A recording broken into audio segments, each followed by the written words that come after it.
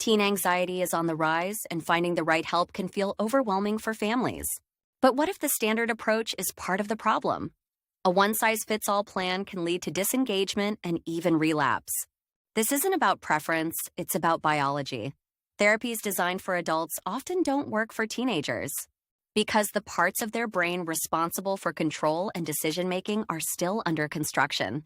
Here we'll break down why the teenage brain demands a different approach and what a truly effective, personalized plan actually looks like. So, what makes a generic plan so ineffective? It starts by missing that teen anxiety doesn't present like adult anxiety. First, it ignores co-occurring conditions. Anxiety in teens is often tangled with depression, ADHD, or past trauma. Second, it dismisses culture. A teen's background profoundly shapes how they experience and express anxiety. Third, it overlooks the family. Progress in therapy can be undone by a high-conflict or unsupportive home environment. When these factors are ignored, teens feel misunderstood. This breaks trust and leads to them disengaging from the very help they need. But this isn't just about external factors. The most compelling reason for personalization is hardwired into their biology. What is happening inside a teen's brain? The answer is in the prefrontal cortex, the brain's CEO. In teens, this area managing emotional regulation is still developing, making adult therapy a mismatch. At the same time, their reward and stress response systems are in overdrive. This combination of a powerful accelerator and weak brakes makes them more vulnerable to anxiety. But this vulnerability comes with a massive opportunity: brain plasticity. Adolescence is the last great window for rewiring the brain before its pathways become more fixed. This means the right kind of therapy, delivered now, can have a profound and lasting impact. It's about preventing anxiety from becoming deeply entrenched into adulthood. Knowing the science is one thing, but what does a personalized plan look like in practice?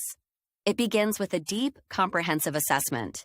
A plan for a teen with social anxiety and ADHD will integrate focus-building exercises with exposure therapy, completely different from a plan for anxiety from family conflict. A main element is cultural sensitivity. When therapy respects a teen's values, it builds a strong therapeutic alliance, a major predictor of positive outcomes. It also means going beyond talk therapy. For teens who shut down, experiential activities like art, music, or adventure therapy can be the key to unlocking progress. Most importantly, the teen and their family are active collaborators in building the plan. This ensures the goals are meaningful to them, which dramatically increases buy-in. This all sounds complex, and it is. It requires a more thoughtful approach than just writing a prescription or starting a standard protocol. The goal isn't just to find a therapist, but the right therapist. The trust built through a personalized approach is therapeutic in itself. But with all this extra effort, is there concrete proof that it's actually better? What does the hard data say about the results? The evidence is overwhelming. One meta-analysis found that personalized psychological treatments for teens lead to significantly superior outcomes compared to standardized ones. This is where it all connects. The superior outcomes are a direct result of working with that window of plasticity we talked about in the developing brain. By building a plan that accounts for culture, family, and co-occurring issues, we foster the trust and engagement needed for that rewiring to happen. Ultimately, personalized care does more than just reduce anxiety symptoms. It equips teenagers with the resilience and self-understanding they need to thrive as adults. So, let's bring it all together. A one-size-fits-all approach to teen anxiety fails because it ignores the fundamental realities of adolescent neurobiology and social context. An individualized plan isn't a luxury. It is the evidence-based standard of care. It honors the unique person and works with their brain development, not against it. Getting the right, specified help during these years doesn't just solve a current problem. It changes the trajectory of a young person's life. For parents, advocate for a full assessment and a collaborative plan. Ask, how is this plan designed specifically for my child? For teens, your experiences matter.